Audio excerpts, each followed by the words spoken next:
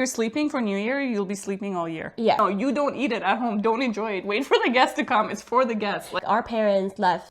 As a kid, we lost that. We lost the touch of the grandparents. basically, I remember going through this phase where I just wanted to be like white Canadian. And then I reversed and I became like, I'm so Iranian. You know, Nowruz in Canada, it's like winter, right? Yeah. You look outside, you're like, what spring? It's snowing. Yeah. You make a hole at the top of the egg and then you make a bigger hole on the bottom. So you just put this on your mouth and you go, comes out like poop, like.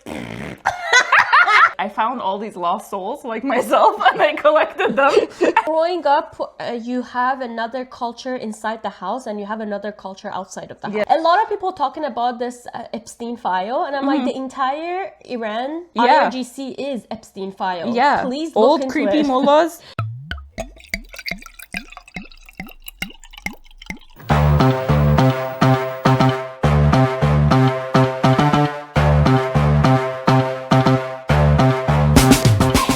Hello, welcome to Adulting Piece by Piece, where we figure out life one chaotic puzzle piece at a time. My name is Lily. And my name is Lola, and I feel like we reversed roles because you're so soft-spoken today. And I'm like, hello! I visited our burritos. Yeah. So every time I'm with them, I extremely try to be quiet and calm. And then I think after that, I just bring the energy. I forget who I am. I'm like, hi. You saw how hard I tried. It's true. I was very proud. So in honor of Iranian New Year, we're also having some Shiraz. This is a Jackson Triggs, Ontario. Well, it's a Shiraz cab. But Shiraz is a city in Iran, so it just seems appropriate. I think they used to make wine. That's why Probably. they were famous for It's it. a type of grape, the Shiraz. And instead of doing a puzzle, this week we're gonna be decorating eggs because similar to Easter tradition, where you decorate eggs for the Iranian New Year, we also decorate eggs and put them on the Haft-Seen spread. If you don't know what a Haft-Seen is, check out our short where we explain to you what it is. Cheers. Cheers. All right. All right. I mean, before we get into the actual discussion of what it was like growing up Persian and trying to celebrate New Year in Canada, or I would say maybe the diaspora in general, just to give everyone a little bit of a background. So Nowruz literally means new day, and we celebrate it on the spring equinox. So usually it falls somewhere between March 20th or 21st at a super random time of day because it's literally the exact spring equinox. It's been celebrated for over 3,000 years, and it's not only in Iran that we celebrate Nowruz, it's also common in many places in Central Asia, in the Caucasus, and other parts of the Middle East. And Nowruz, new day, is meant to represent renewal of nature, rebirth and hope, fresh beginnings, and family and community. So people have a lot of typical things that they do to celebrate it. It almost always involves having to spring clean your entire house, Yes. visiting relatives, wearing new clothes, and sharing meals with your loved ones. So that's just a little bit of a background. But to get into things, we'll talk about what were some traditions that were meaningful to us growing up around Nowruz. Talking about meals, I think it's like a fish in everyone cook fish. Yeah, you have It's like tradition. sabza polo, which is like rice with like dill in it, so it's like a herbed rice. And fish, especially because my mom is from northern Iran and they have a lot of fish. But growing up, I hated fish. I mean, I'm still like picky with fish, to be honest. Yeah, true. So it was not exactly a meal I love, so there used to usually be like an alternative Food for you. Yeah.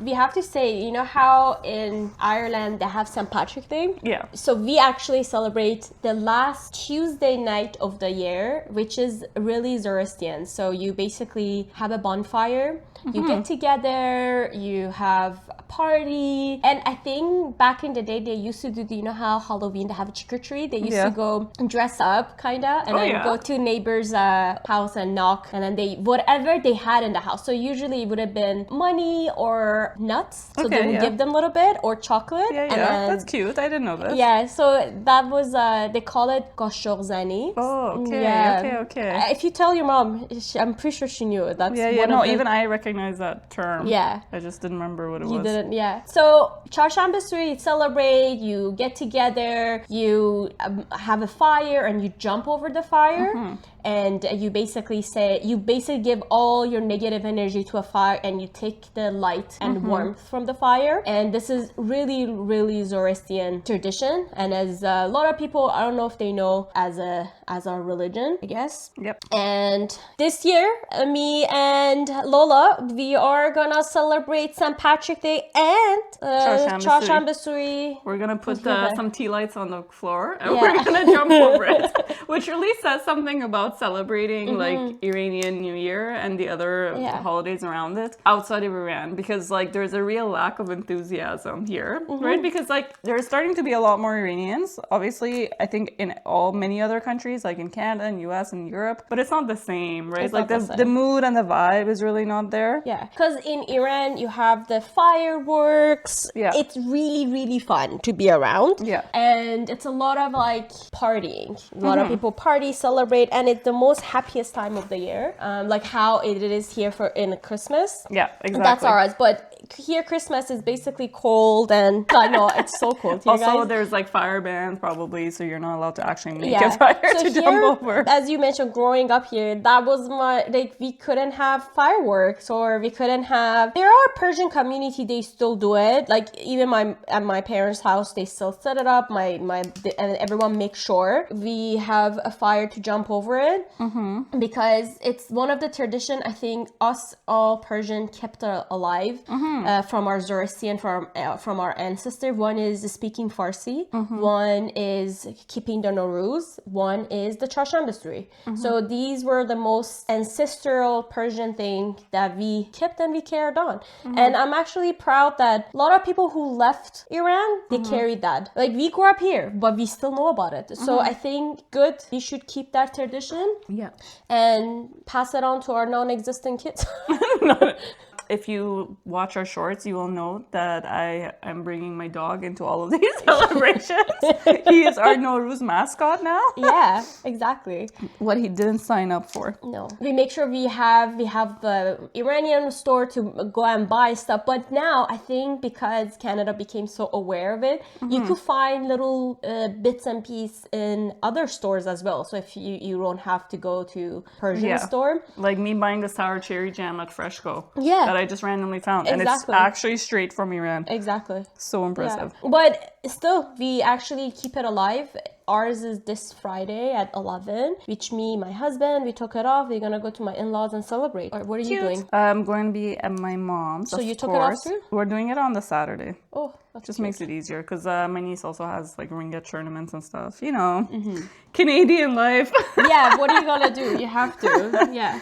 Because sometimes it's such a random time. Like I think a couple years ago was like 4 a.m. So you're not gonna get up. But to let you know, we don't get up. But in Iran, they do get up because they have to. Because they have the thing. If they don't get up, like if you're sleeping for New Year, you'll be sleeping all year. Yeah, that's what they tell you. Oh my god. Okay, so funny memories of like talking about back in the day. What you remember? So when I was in Iran until I was 9. So back then we used to. So in Iran, you're off for 2 weeks for the holidays, and we used to basically take half of that time and visit my mom's city in northern Iran, and then the other half we would go to Isfahan, my dad's city, and we used to like alternate like where we spend like the first half, whatever. So but my distinct memories of being in my like mom's mom, like grandma on my mom's side, she used to have, and this is like the most stereotypical Persian thing, there's like, you know, the family room that's like comfortable and stuff that everyone hangs out with, but then there's like the formal living room that has like the fancy couch and the fancy cookies and the fancy candies, and my grandma used to lock the door. Like it was separate, door locked, you're not allowed to go in there. As a child, my favorite thing to do was to try to figure out how to break into that room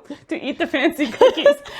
So funny, we both from different part of Iran, but we had the same thing. I had the same thing too. That's so funny. They don't let you eat it until after that. Exactly. And like we also prioritize everything for the guests over ourselves. Like it's like, no, you don't eat it at home, don't enjoy it, wait for the guests to come, it's for the guests. Like we don't give ourselves the good thing, we give it to like others, which in a way is cute and thoughtful, but also it can get crazy. And that's where trauma comes from. That's where trauma there's a stinkish smell. Yes, of course. Because like I every time I think about it, I'm like, oh, that is smell. It's like smell of new. Yeah. but mixed with sombol. There's like a flour and sirke. Yeah. But it was such a good, calm smell. Yeah. That you felt at peace at that moment. And it might be like chaos every... It's to always let you chaos. guys know before, like there's a clock. That's why there's a clock, because there's a specific time and a lot of people get together. They're like showering, putting their new clothes on. They're putting makeup. It's so much chaotic. Yeah. But the minute that is like, I think 4 minutes or 5 minutes left before the clock, everyone goes quiet and Yeah. everyone sits around the table. Yeah. They wish for anything they want. A lot of time, grandpas and grandmother are praying, and it's such a peaceful moment. Yeah. I think that's where yoga comes from. I'm like, at that moment, I'm like, breathe in. Breathe out. No, Yeah. it's true. It's true. It's the calm before the storm. Yeah, they give you money. They don't. That's a gift that Yes, you usually instead of receive. gifts, yeah. The grandparents or mom, dad, they usually go to the bank and get like a fresh bills, and they put it in the choice of book that you guys have. Usually in our household is Shahnameh. And We usually did Hafiz. you guys did Hafiz. Yeah, ours was So it's like poetry book. It's like a poetry book, Iranians yeah. have a lot of like famous poets and like just very artistic, I Yeah. guess, overall. I remember this correctly. Your grandpa or your grandma, your eldest, they pick a story that represents you, and when you open it, it's kind of like that's the represent the year of that you. Yes. They put thought to it, you know. They're like, do you know how grandparents here they buy gift for you and wrap it? In Iran, that was it. Like they look at it like, oh, which story? Like That's actually cuter. It's like thoughtful and a lot of people who left Iran, to let you guys know, it wasn't by choice. It was with the force. So a lot of people, like our parents, left. We, as a kid, we lost that. We lost the touch of the grandparents. We lost the touch of get together. We lost the touch of closeness with the family. To grow up in that, I think that was the saddest part of immigrating and celebrating Nowruz outside of Iran. But I think that's the only one thing keeps us alive, just the Nowruz, and knowing this one thing that it's connecting us. At it might be at 11 o'clock in Ottawa and it's like maybe 4 a.m. in Iran, but all of us are up at that moment. yeah. Kept us all keep going. Yeah. And because and then you receive a call, like you're like, oh my god, grandpa's calling, like everyone Yeah. quiet, and then you like talk to them. So I think that's what kept all the Persians and Iranian alive outside of Iran. That's cute. You said something about getting dressed and putting your makeup on, and I remember one of the really cute things, especially when we were in Iran, and I think this is just a product of back in the day where you would go and buy specific new clothes for Nowruz, and like the only other time you did that was before the school year. Yeah. At least that was for us. Whereas now you just buy clothes all the time. Like it no longer has that excitement. Whereas before it was like, ooh, Nowruz, gotta go buy my new fancy outfit. But yeah, I remember like first moving here, and it's like, I think it's gotten better, like in where we are in Ottawa in Canada anyway. Like there's a lot more Iranian population now, but when I first came, like in 2000, there was hardly anything. So there was like, I don't know, there was no excitement. And also like, I think maybe because of like where I went to school or like where, and I don't know, the kids that were around, like there wasn't really any Iranians. So it was always like, oh, trying to explain what it is. And like, I don't know, like it was, and when you're a kid, it's like this mixed thing where you're like, I don't want to be. yeah, you're like embarrassed but proud, like you're confused. Like I remember going through this phase where I just wanted to be like white Canadian. I didn't want to deal in, and then I reversed and I became like, I'm so Iranian, you know, like I wanted to like really, it's like I feel like I had like an identity crisis, and I wanted to like and then now I'm like somewhere in the middle. Like I mean, I'm way more Canadian than anything, but like I'm also not Canadian. Like you're forever like a mix. It's funny. Because around real Iranians, like fresh off Iranians, can't. I'm like, I'm so Canadian, I don't understand. Yeah. But then around like only Canadian with no other background, I'm like, man, I'm such an immigrant. Yeah, I completely get your point. For me, I was so Iranian. I had this like, I used to wear Iranian flag, Yeah, the me necklace. too. Oh, I was the most Persian, and I defended. I was just like, you know, extremely proud. Like, Yeah. I had it in my email. My Yeah. Hotmail had Iranian something. it's just, and I would make sure everyone know. I walk in the room and they would like know that I'm Persian, like I'm from Iran. Yeah. And then later on, I don't know what happened. In my 20s, I stayed away until now. I was like, Really? I'm not Persian. I don't have Yeah. this. Like me and my husband, both from Iran, we don't speak Farsi to each other. Like we lost the touch of our land, and it was Maybe sad. you felt burned by Iranians. I felt burned by whatever Iran was presenting. I'm gonna be honest. I didn't want to be attached to that. I was like, and it was hard. It was really hard. But after this couple of days, I think it's been 13 days in whatever is happening in Iran, me and my husband, we both became so proud. I'm genuinely so proud right now. I'm like, you see? That's my people. Do you see what's happening? That's my... Yeah, in a world where people are going crazy and losing touch with reality, Iranians are like standing up for things that actually matter and being clear about like what they values want. as opposed to just like aligning with something for the sake of doing it. Yeah, exactly. So for that, I was like, oh, I'm Persian to my core, and I talk about it at my work. Before, everyone actually thought I'm Latina. There's nothing wrong with being Latina, but I was like, yeah, I go with that. Okay, yeah, I'm from Colombia. But now I'm like, no, I'm from Iran. I talk about it. For New Year, I'm gonna take some sweets like to work to make sure they know. So I'm becoming more right now in my 30s, more embracing your roots, my roots basically. And you know, it's sad and happy because it took me this long, but it is what it is. But this is life. The one thing I would say I appreciate in terms of growing up here as like an Iranian Canadian is that I think a lot of things in Iran you just take for granted. Like you celebrate things, you think this means I'm doing this because everyone does it. Like you don't really sit down and think about the meaning behind things. Whereas because I think you so often have to explain it to other people, it really forces you to actually like go and read like why, like what does this thing mean, what does it represent, like even simple things like learning the different definitions of the things we put on the spread. Like I think I understood that a lot better because I looked into it. Whereas I feel like if I was in Iran, I don't know if I like, why would you even look it up? It's just because no one's asking me what does it mean. Everyone else knows it. But I'm always also really in Canada, what I've been mind blown by two things. One, people that on first guess I'm Iranian. It's super rare, but it's happened a few times. And I'm always like, wow. And it's always like, you know, they had a best friend that was Iranian, or like they married some Iranian woman, or like, you know, something like that. And the other one is like people that are like super knowledgeable on Iranian stuff. Yeah. Is there any traditions that you actually super followed through here, like in Canada? Or like around Nowruz? Okay, like another one I'm thinking of is Sizdah Bedar. So Sizdah Bedar is the 13 days after the New Year. It's another celebration, and typically in Iran, like you would go like picnic or something outdoorsy. Also on the Haft-Seen spread that we put for Nowruz, there's like the sprouts. So you would normally take that and go like throw it somewhere, and people like in Iran put it on the cars and it like flies off as you're going. So like when we were in Iran before, we used to always go to like a cottage or something. Like my aunt had a cottage, or one of our good family friends had a cottage. We used to do a bunch of it. So it was always super fun. Here, first of all, Nowruz in Canada, it's like winter, right? Yeah. You look outside, you're like, what spring? It's snowing. Yeah, exactly. I don't understand. What's happening? But I have this one distinct memory. One time in the 26 years now that I have been here. It was beautiful. Where for Sizdah Bedar, it was super warm. And we were all at a beach, picnicked, a bunch of like us plus other family friends. And I remember I was in like a tank top and like ripped jeans. Yeah, I remember that too. 1 year, only year ever. So now when people tell me spring is coming, I'm like, no, it's not. No, it's not. I don't believe you. But we got together, we made this soup. It's called ash, that it's usually for that day. People make that. Ash is basically like a thick soup.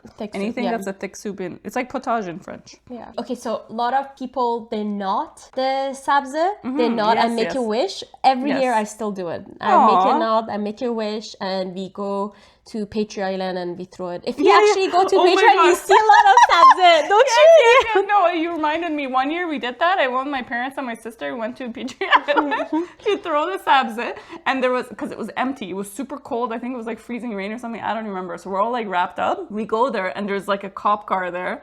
And like you see the guy just looking at us through the window, like, what are these crazies doing here? Like, what suspicious activity are they up to? And then we just go into the water, we throw this thing in, we stop, we take a photo, and the guy's just like looking at us through his window.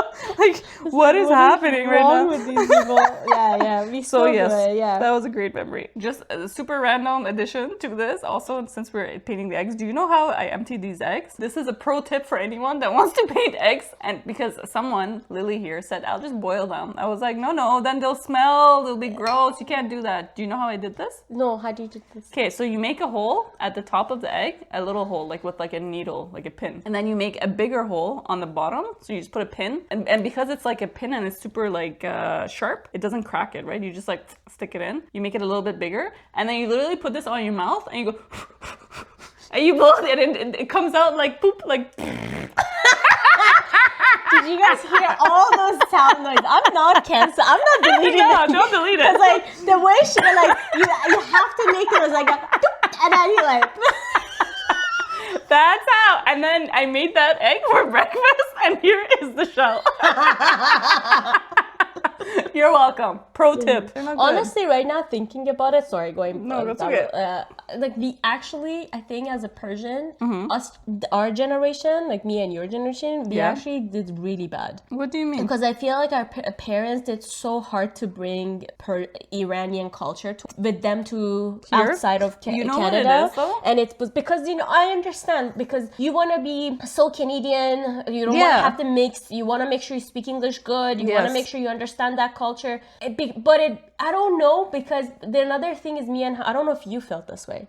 Me and my husband, we actually felt we're not Persian Iranian like the people in Iran, and we're not Canadian as people in Canadian here. Yeah. We were the middle, and there's nobody in the middle for us, so we felt so alone. And I think that's one thing that it attracted us together, because like, oh my god, I found someone like me who understand exactly how I went through what I'm going through, because you're not too Persian but you still love Iranian Persian values, but you're not too Canadian but you still love the Canadian offer. But I feel like other cultures, they actually stick to it. They like, no, I was gonna say some, yes, but I was gonna say what I've also noticed to that vein is like all my friends growing up and to this day are all like me, like they're a bit of something and a bit Canadian. So not necessarily Iranian and Canadian, but something in Canadian. Like I found all these lost souls like myself, and I collected them, and I was like, let's be together as friends. So for me, I didn't have that. So my husband went to become super Canadian because all his friends were Canadians. Yeah. And I found so Persians. So that's why I was so Persian. And then I'm like, no, I don't want this anymore. Because when you're hanging out with two Iranian, two Persian, you have a lot of conflict. Yeah. But now, as I said, the reason we are so proud, because right now this revolution brought all of us together. Yeah, that's true. That's a beautiful thing. It's a common ground. It was like such a common ground, because we all want to free Iran and we all on the same page. But before, it was just like there was a lot of nonsense was going around, because there's a lot of stuff and you couldn't handle them. I couldn't handle them. I think also like coming from a country that's like the government literally puts people against each other, like the sense of like mistrust has really been cultivated in the population, and that carries as much as you don't want it to. I think it does. Yeah, because like growing up, you have another culture inside the house and you have another culture outside of the house. Yes, exactly. You're two-faced. You've been raised two-faced. You basically, if your parents having mixed party, by mixed I mean men and women are together mixed, or they're drinking or they're having fun, they will tell their kids like, make sure you go to school, don't tell them that this is happening at our house, or make sure you don't tell them that we have a satellite dish, make sure you don't tell them that we watch listen to the song, and like, you know, if they told you, make sure that you tell them that your mom and dad are praying. So imagine, so the kid becomes so scared. It's like, oh, like, okay, whatever my mom and parents are doing, it's good, but school is bad. And the thing is, they ask you. So the teacher will come and ask you, what did you do at house? Not like, you know, how here it's like, how was your weekend? Tell them, you know. They're integrating you. What is it? Integrating? Interviewing. No, it's not interviewing. Interrogating. Interrogating you. They're being evil Knievel. They're being evil souls. Yeah, because people are encouraged to rat each other out. Like that's how like dictator like it's like it's not any people know so well about like North Korea and how crazy it is, and I'm like, yo, Islamic Republic in Iran, like this is not very different. Like it's the same concept essentially. A lot of people talking about this Epstein file, and I'm like, the entire Iran IRGC is Epstein file. Yeah, please look old into creepy it. mullahs that are allowed to be with like 8-year-old girls. Do you know there's like even there with the higher power people, they actually took advantage of boys, grade 9ers. And instead of he gets punished, he actually got rewarded. His name was Tusi. Like, you know, and you're like, what? This is insane. So that's what I mean. Now this revolution happened, brought all of us together. I hope We hope this continues. this continues because a lot of it bothers me. It genuinely bothers me. A lot of soul died on this for no reason. Genuinely for asking for freedom, that me and Lola are right now having a podcast and talking because they don't even have YouTube. They have to go through so many VPN to download a YouTube. Imagine. So silencing your voice is a big thing. And people are like younger than us, 16, 17, 20, 25. They went and fought for that. So cheers to their souls. Cheers to them.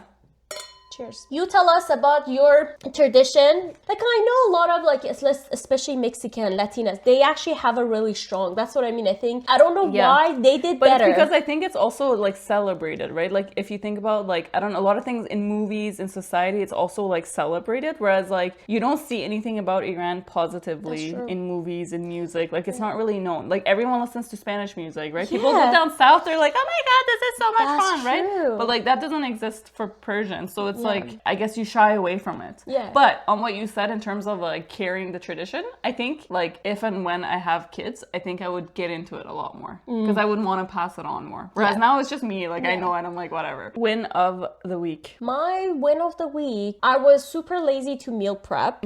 I went meal prep to the core of my existence. I made overnight oats. I meal prep my vegetables, but like little side of hummus, prep my lunches like and for everything. 5 days? For like 5 days, yeah. So like even my husband can have some. So like, we had it. So that was honestly, it takes a lot. It takes a lot to meal prep. And it Will takes you repeat it? I tend to. That hesitation was everything I needed to know. Because I'd rotate. Because we know when you, as a woman, sometimes you're in the mood. I don't know, maybe it's like your lunar month. You're like so active.